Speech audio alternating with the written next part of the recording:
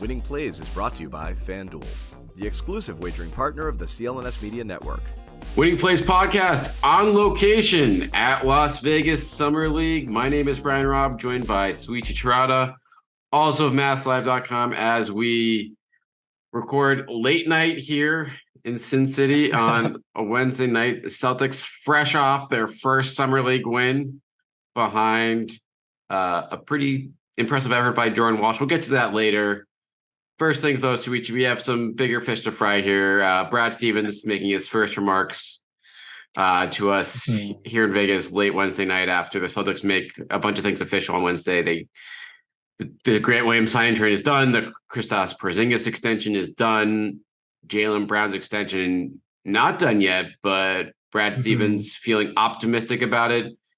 Souichi, I think this is the biggest topic left for the Celtics here. What's your read on the comments tonight, and where how soon do you think this gets wrapped up here?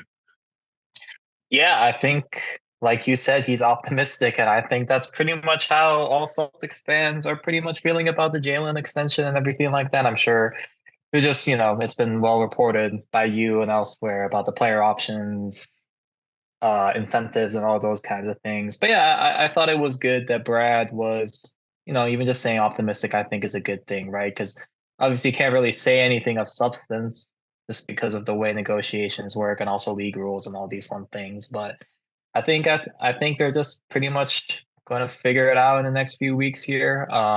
You've written about it a lot on MassLive.com, but that's pretty much it, B-Rob. Like, there's not really too much news in the sense of Brad talking about an extension he can't really talk about. So. Well, yeah, I think him feeling safe enough to say optimistic is to that's a guy who doesn't like to say stuff like off the cuff, if you will. So I was like, oh, okay. So like whatever haggling is being done here is not something that I think either side is going to be, willing to give in a little bit. And I guess it'll be interesting to see whether it's the player option, whether it's the trade kicker, whether it's incentives, etc. Like, it's going to get done, and I'm curious to see which side gives a little bit on it, and because I think both sides probably feel like they have pretty good leverage on this front. Yeah, and obviously I think I've seen some Celtics fans maybe not want to give Jalen the extension, but this is pretty much what you got to do, just asset management, roster wise, and everything like that. And I think, we don't have to go too in depth on this here, B-Rob, but I just think that Jalen, like, the pendulum has swung a little bit too much the other way, right? Like, earlier in the playoffs, 2023 is Jalen better than Jason? And I was like, okay, let's cool it a little bit. And then by the end of it, obviously against, and I'm not going to say Jalen played well against the Heat, right? He said he failed his team after Game 7. He did. But he's coming off a very good season, second team All-NBA. Sure, at times, right, there are going to be criticisms. His dribbling the past two series against the Heat in 2023 and 22 were not great. But at the end of the day, this is a 26-year-old guy who's a part of your team, your core, homegrown player, all these good things. And it just makes sense to sign him to an extension, right? Not necessarily, doesn't necessarily mean he's going to finish out the extension in Boston, right? That, like, 5 years is a very long time on top of this upcoming season. But like I said, just in terms of asset management, like, you got to kind of make that deal. So I think, like you said, optimism is always a good thing if you're a Celtics fan. And I think that's kind of how right? Like, if there was anything brewing, it would seem like there would be more smoke, but that doesn't seem to be the case through the negotiations through Summer League so far. Yeah, I mean, I think those are all good points, and especially in the playoff stuff, like the Heat series was easily maybe his, like, not his worst series of his, like, career, but pretty close when you look at the numbers there. And he did have a very good postseason up to that. And yeah, this is like the best case scenario for the Celtics is that, like, he plays out this contract in Boston because that means they, won a title or two. And that gives you the incentive to say, okay, we got to keep these guys together. We'll just figure the rest out around them. And that's, of course, you try that first before you try anything else right now. So that's why he signed that deal. He's getting that locked in. The Celtics are getting him locked in. He's going to probably be here for at least a couple more years and maybe a lot longer, depending on how this plays out. But the other one other part of those remarks, the three sentences he gave us on it was like, we're all going to sit down and figure this out, which means like, oh, like, okay, so I wonder if like they're going to have Jalen hasn't been like in the room for these negotiations yet, or if that will like if that had any bearing at all in this. That's the other thing that kind of caught my eye in those comments. Mm-hmm. Yeah, and looking back at it now, as I literally look at it now, you asked this question, Rob. Brad was pretty open about what he thought about this roster, right? Like, you have a couple open roster spots. You signed Delano Banton and Ochai Bissett, so both 6'7" guys, and I always kind of thought the Celtics kind of needed more of those players who fit that size profile, right? Especially during the regular season. So I thought those are some pretty good, like right for veteran minimum signings. Like, you're not gonna make it. Take your first swing at betting MLB on FanDuel and get 10 times. That's 10 times your first bet amount of bonus bets and up to $200. Just bet $20 and you'll land $200 in bonus bets, win or lose. That's $200 you could spend betting everything from the money line to the over-under to who you think is going to be, hitting the first home run. All in the app that's safe, secure, it's super easy to use. Plus, when you win, you get paid instantly. There's no better place to bet on MLB than FanDuel, America's #1 sportsbook. So sign up today and visit FanDuel.com/Boston and get up to $200 in bonus bets. That's FanDuel.com/Boston. FanDuel, official partner of Major League Baseball. He said he'd like a little bit more depth, maybe on the wing, maybe a 3-4 type. Feel pretty good about his wings, and they have a couple two-way spots. So I think, I think that's pretty much right about where you, like in your assessment of the Celtics, like I think that's pretty much where everyone is. I would say maybe you do want, I don't know, I still feel like you want a little bit more playmaking personally, just because, right? I feel like that's after you lose Marcus, who was arguably your best playmaker last year. Like, I think I would like to see that. I don't know, who exactly that would be. I personally thought like a Pat Bev on a veterans minimum would be decent, but obviously I ended up getting Banton. So, but overall, I thought that was kind of eye-opening. Brad, I feel like never really says that, right? Like you said, in terms of the optimism angle with Jalen. So I thought that caught my eye a little bit. Yeah, I agree. And I'm also like, he also said he feels pretty good about the bigs. I think a lot of people were like, oh, like they need like, the durability of your bigs is like not great. So that was like, oh, so that makes me think a couple of things. One, it's like, all right, Luke Cornett's probably safe if he feels good about the bigs. Like that's a non-guaranteed deal, but that's your, third string center insurance, I guess. But not the worst. No, I mean, that's fine. Like, can he minutes? Can he innings? Yeah, exactly. Great analogy. Great innings eater.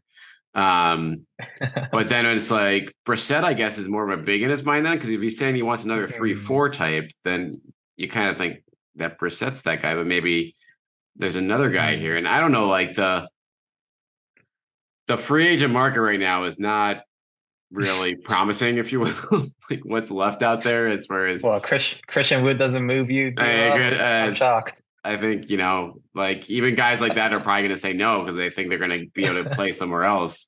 Yeah. And so it makes you just wonder, like, okay, are they, you going after a 3-4 type with that TPE and these picks, or you got something else up your sleeve? Like that's the sort of stuff that will probably, play out over the next few weeks as the rest of the league kind of stands still right now, waiting for the Lillard or Harden shoes to drop. Yeah, and this will be a good transition to talking about the Grant sign and trade, which was official earlier Wednesday. I do wonder if maybe they look at Brissett as a guy who could fill those Grant minutes, right? I think Brissett's going to be able to do most of that. Like, obviously, the shooting is kind of a big question mark, right? He's not a very good 3-point shooter. Grant shot 40+% the past 2 seasons and everything like that. So that to me is kind of like okay, like I see the vision, but it won't be quite the same. Obviously, that's why Grant got that deal that he did. I'm curious to see how they look at that, though, just because, like you said, right, like at this point on the free agency market, like even if you sign a big man on a veteran's minimum, like how much better are they going to be than a Luke Cornett, right?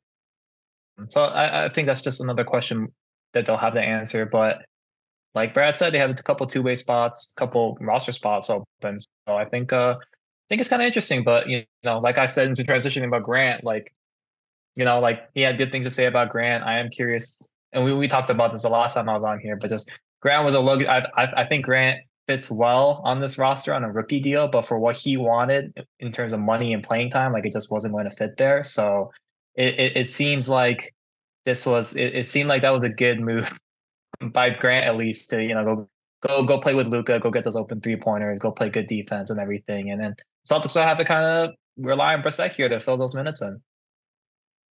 Yeah, it's certainly when the payroll's like this, you just can't. It's not as easy to pay your, eighth man $15 million a year. But at the same time, it's a rarity to when you're a contending team and you just traded your what would have been your eighth man for like second round picks, which is also like, okay, are you trying to win now or not? And that's where it'll be interesting to see with all these picks they've stockpiled of like how quickly they're selling. Is that going to be, we want guys in place for camp to build the best continuity, et cetera? Or is that stuff to say, okay, let's see what we have here and then have the flexibility to make more adjustments over the course of the year. And so that's how much they lean into it. It sounds like they're leaning in terms of adding more now, but do you like you said, is it just the minimum deals or is it something more than that they have cooking on the potential trade market? Yeah, right. That mythical star. Maybe it's a Dame. Who knows? Yeah. That dream seems to be has left the station at this point, but I don't think it's left the station for I don't think it's left the station for any team right now. So, that's parked. It's an emergency brake is on Dame for the moment. Other than that, and this I guess we can wrap up with this. Brad Stevens pretty pumped up about Jordan Walsh, even though he wants him to take more 3-pointers. That was another big rant there. Yeah, I thought the same watching Celtics Lakers. I was like, this dude's got to shoot, man. It's summer league. Like if you miss, you miss. Like I think he had a couple air balls on Wednesday, but hey, it happens. You're 19 years old. You're learning, right? This is like your first action of professional ball. Like I remember hearing just summer league players just talking about it's a faster game compared to college, and of course it is, right? These are guys, not NBA caliber, but they're at least a lot of them are at least getting paid and all those good things. So. But yeah, B-Rob, I've been pretty impressed with what Jordan Walsh has shown, right? Like the first game, he hit a bunch of 3-pointers, and I was like, oh, I don't think that's very sustainable going forward. And, game 2 kind of fell back a little bit, but he dug himself out of a slow start in game 3 against the Lakers and, helped mount that comeback win over, especially that third quarter. Like I was super impressed. Like he was yelling and everything. Like I remember there was one play where Celtics got called for an illegal screen and then Jordan hit a 3-pointer and it didn't count. And he was struggling, but he yelled really loud. I'm like, oh man, this guy, he's ready to play, like he's into this and everything. So I think last thing I'd just say is I remember I asked Brad about Jordan on draft night, right? Kind of a footnote after the Marcus trade, but Brad kind of made those comments about swallowing up Jordan being able to swallow up people up defensively, and I think you can see that with a 7'2" frame. And I know Celtics fans are pretty hyped about Jordan. I don't know, it'll be fun to watch his development, but a lot of good things there. Don't think he'll necessarily crack the rotation, but that's not the expectation next season. Yeah, he seems to understand his role well, like in terms of even in the summer league situation, we talked in the first half, and it's like it was just brutal stuff for him, but for him to dig himself out of that, like you said, and really just do it in a bunch of different ways, whether it was getting, you got the roll on 1-3 and then started hitting that more confidently, but it's just making a lot of just heady plays in transition or getting to the rim and things like that. So it's like, okay, if he can be, at least, not even respectable, but at least hold his own offensively, the intangibles that seem to be there look like they'll be of use to the Celtics sooner rather than later. And like you said, it's probably not going to be out of the gate unless it's probably gonna need to be injuries and stuff like that, open the door for that. But with their wing depth right now, it's pretty much it for him, off the bench. It's if Tatum or Brown ever go down for a stretch here, they're going to need someone in that kind of a size void to fill those minutes defensively. And Felice looks like he's might be capable there in spots. In the meantime, we'll probably get plenty of reps of a main. Yeah, and I've, like we said, like just Eastern regular season minutes, like flying around, diving on the floor, right? Like can't quite play him in the playoffs. That's kind of far fetched and everything. Looking very, very much still looking forward and everything. But if he can make, an impact defensively in a handful of games in the regular season, like I think you're more than happy with that from the 38th pick. And consider this too, like I said, B-Rob, like he doesn't turn 20 until next March. Like this kid is young, right? Like he still has a lot more development in front of him. And I think that's what, is so exciting, former 5-star prospect and everything. And as of right now, it looks like a decent draft pick, especially, a little top 10 in the second round and everything. But like it seems like there's a reason the Celtics had, made 4 draft day trades, and the only player they ended up with was Jordan Walsh that night. Yeah, it's a situation where, you gave away a first round pick, but you got someone who looks like he'd just be just as well as anyone picked in the 20s at this point, based on, as we make because first impressions in Summer League always matter the most. This is what how we accurately judge rookies all around the league. But I do think in this situation, like this guy, he's not going to be a bust. I think it's safe to and it's more of like he's not going to play anytime soon. But this is someone like this is an NBA player, and there's a lot of guys that draft in that range where you can't really say that after a few games. But I feel pretty comfortable saying that like this is a guy who probably is not it's going to play out his deal in Boston, or wherever team they use him and go through out here. But let's try to we'll spend 2 more minutes on Summer League, Souichi. I want one take from someone else that's not Jordan Walsh in either direction. Is anyone there? The excitement that the juice of Summer League has not necessarily been there this year. So we might be reaching right here, but what if anything is sticking out for you through these first 3 games? Hey, Jay Scrub looks good, right? And potential 2-way contract guy. It's weird because I remember my first Summer League in 2021, the first one after the pandemic, that had like 4 first round picks on it. I feel like quite a few, a lot of talent. Payne and Pritchard was just lighting dudes up until the finals after. So he got to the finals and played Davion Mitchell after a wedding. Like that was kind of a lose situation for him. But anyway, I think Jay Scrub looks good. I was pretty impressed with JD Davison. I think he only ended up with 1 turnover in the Lakers game. He's on a 2-way contract next year, and he's another young guy. Like he's only 20 years old still. So I think some Celtics fans after the first 2 games are probably like, "Oh, this guy isn't even an NBA player." And I'm like, he's 20. He was picked in the 50s. Like expectations are low for this guy, right? So just let him develop, see what he's got, and even if he doesn't end up panning out with the Celtics, like maybe he has an overseas career. So it's just, one of those things. But I was impressed with him Wednesday. I think the story of Summer League, besides Jordan Walsh, is honestly Jay Scrub. Like he's looked fun. He's looked pretty confident in his shot. And I think, right, I feel like has to be in the running for the 2-way contract slot, one of them at least. Yeah, I mean, that's a smaller wing type. But when you look at, you would think that with these 2-way contracts, like, okay, you got a guard, you probably want a wing, and then you probably want a big with them. Like just in terms of to kind of cover your bases for the roster, since those guys, I mean, they can play 50 games, so you can, slide them up to the big club when you need them. But Scrub just looks like he looks. Walsh has been solid, but like offensively, Scrub has looked like has the most complete package right now as far as offensive game goes. And I'm with you. Like I would be very surprised if he doesn't get that 2-way deal unless they have their eyes on someone that's not on this roster. But he certainly, if they're going to use this roster to fill up one of those slots, like I'd even take him over like, Champagne right now in terms of a guy, if he's probably not gonna make the 50-man roster, but I think Scrub probably looks like he can help you more as far based on what both of those guys are doing in Summer League.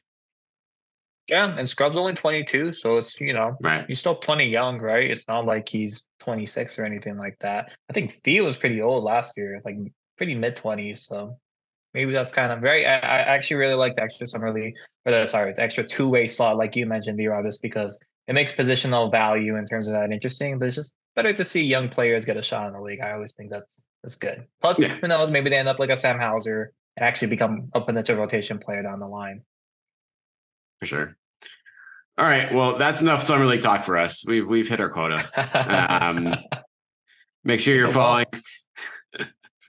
It's luckily Souichi and I are going to be skipping down soon in Las Vegas. We've seen enough